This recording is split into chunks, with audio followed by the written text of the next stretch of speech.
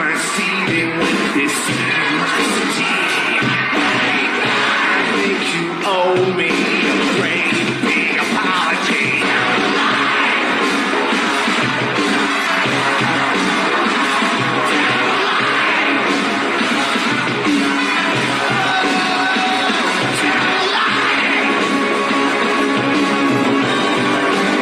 Welcome again to the Kingdom Hall of Jehovah's Witnesses.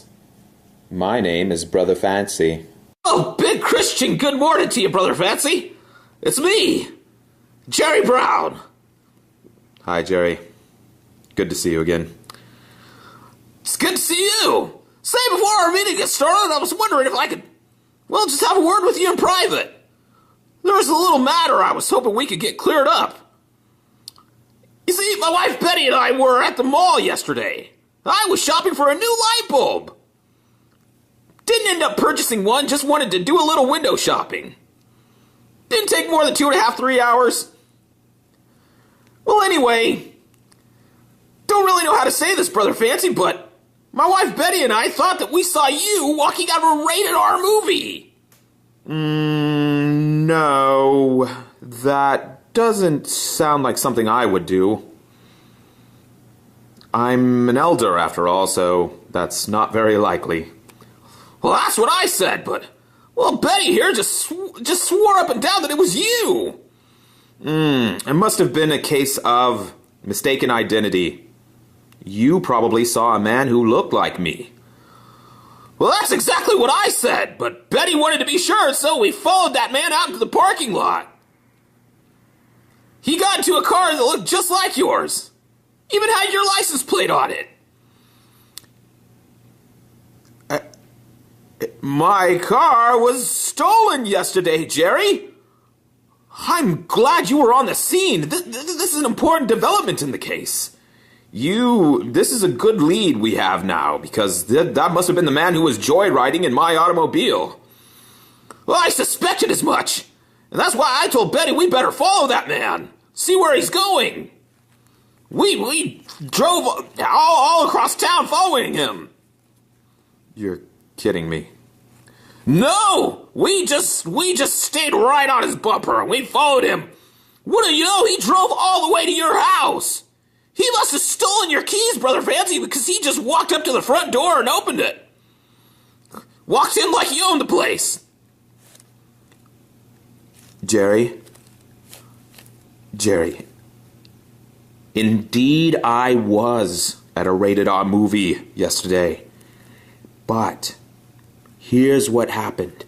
I was standing in line to purchase a ticket, and they inadvertently gave me the wrong ticket stub.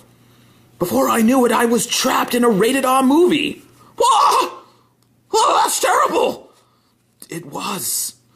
I can't even imagine it, Brother Fancy. That's just awful. The movie poster had a big-breasted woman in the photo. That was a sick, disgusting movie. Oh, I'm sorry. I'm just sorry you had to go through that, Brother Fancy. I am too. It's just one of those unfortunate events. There's just one more little thing I was wondering about, though. Betty and I, we saw you walking out at the end of the movie with everyone else. I'm just glad that we could clear up the matter between ourselves before I had to take it to the next level. Me too.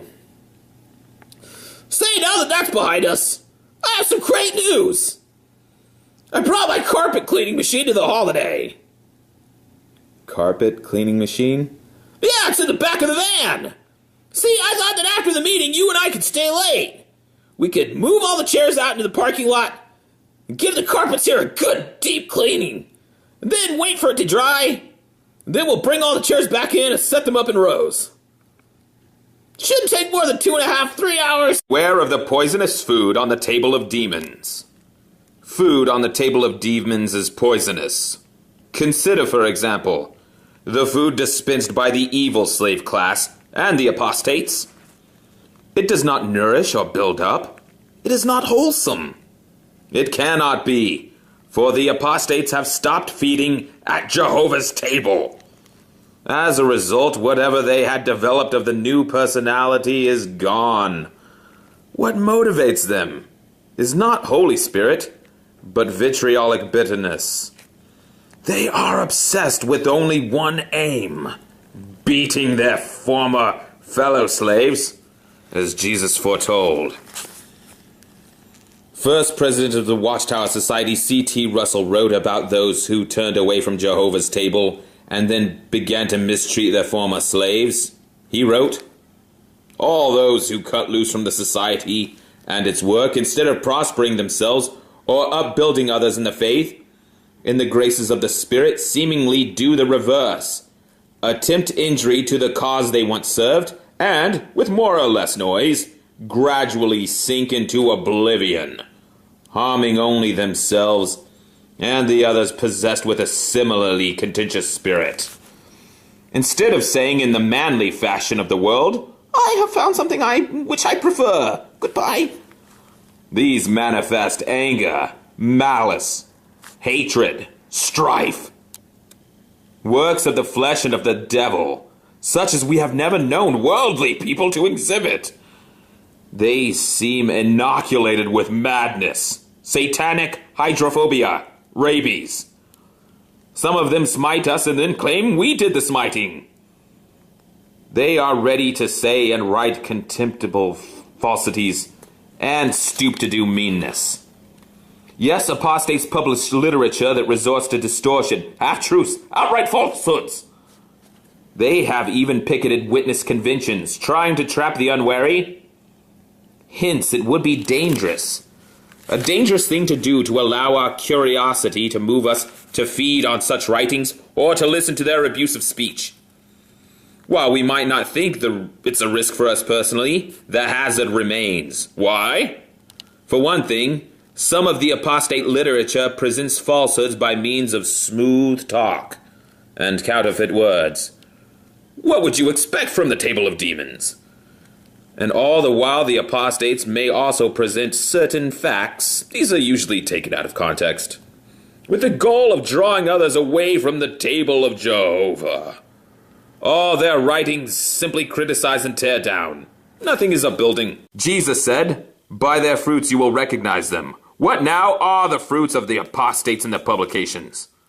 4 things mark their propaganda: cleverness, prideful intelligence, lack of love, dishonesty in various forms.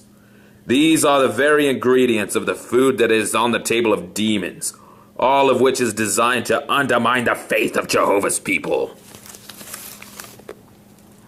As loyal servants of Jehovah, why would we even want to peek at the propaganda put out by these rejectors of Jehovah's table, who now verbally beat those who are helping us take in helpful words? Asswipes. Only Jehovah's table will remain.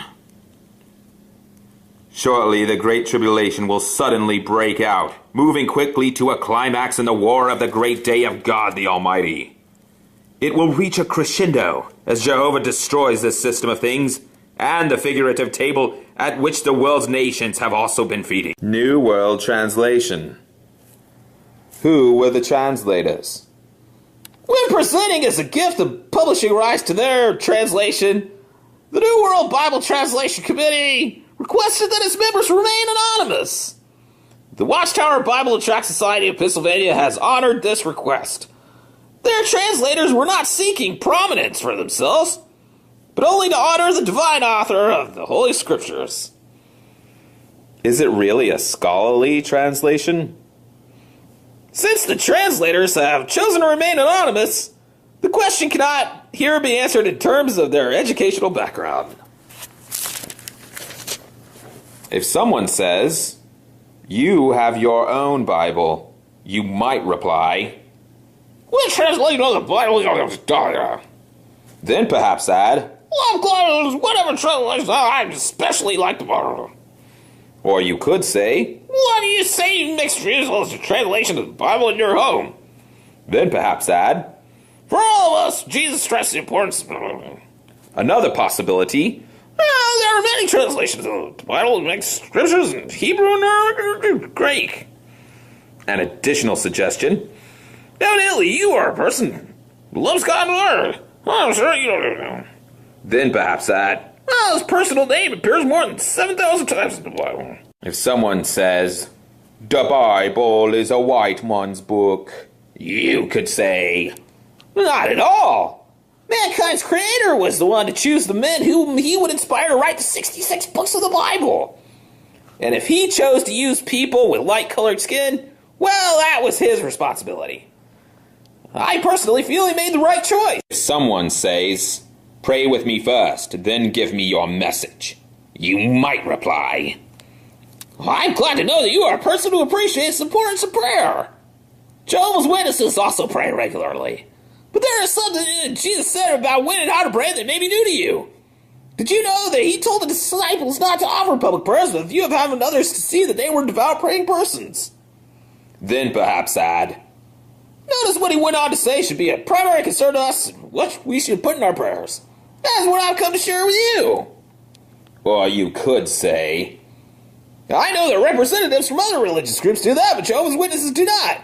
Because Jesus instructed his disciples to go about their word of preaching and praying in another manner. Instead of saying, when you enter into a house, first pray. Notice what he said, and it's found here in Matthew 10, 12, and 13. See here, verse 7, what that talks about. How can that kingdom help people like you and me?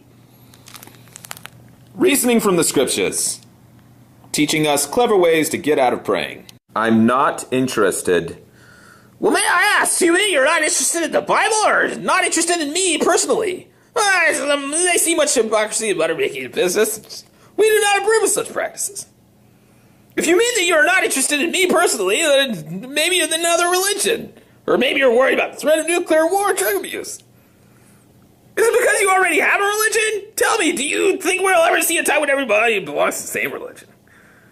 I can appreciate that. A few years ago, I felt the same way, but then I read something in the Bible that helped me to view matters differently.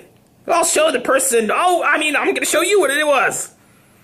Would you be interested, or could I show you from the Bible how your dead loved ones are going to come back to life again? If you mean that you're not interested in buying something, well, let me tell you, I'm not engaged in commercial work. I'm giving people the opportunity to live in paradise earth on a donations basis. Is that your usual reply when Jehovah's Witnesses call? Have you ever really wondered why we keep calling, or have you came to reason to know that I just something, why not just listen just this once? Not interested in religion. Well, I can understand how you feel. Frankly, the churches suck, and I don't want to be part of them, but I want to offer you a safer place to live. Do you believe in God?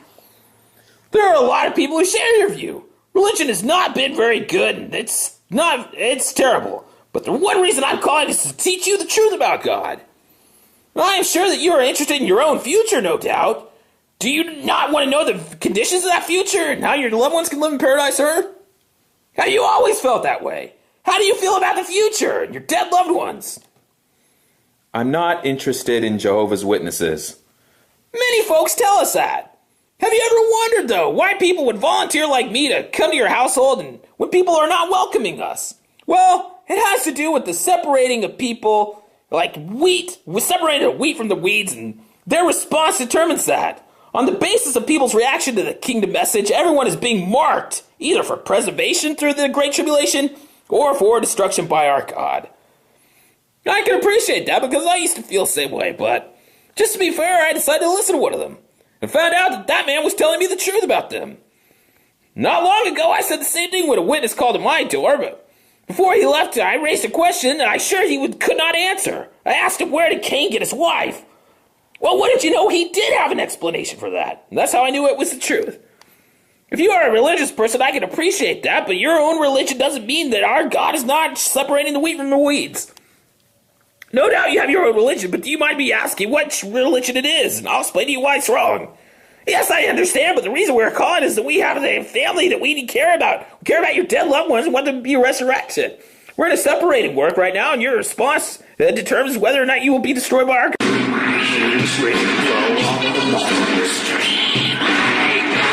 This world really be as sad as it fucking seems. Tell a lie. Tell a lie. Do a little window shopping. Didn't take more than 2.5, 3 hours. Well, anyway, Don't really know how to say this, Brother Fancy, but my wife Betty and I thought that we saw you walking out of a rated R movie. No, that doesn't sound like something I... Am I stealing with this simplicity? I think you owe me a great big apology.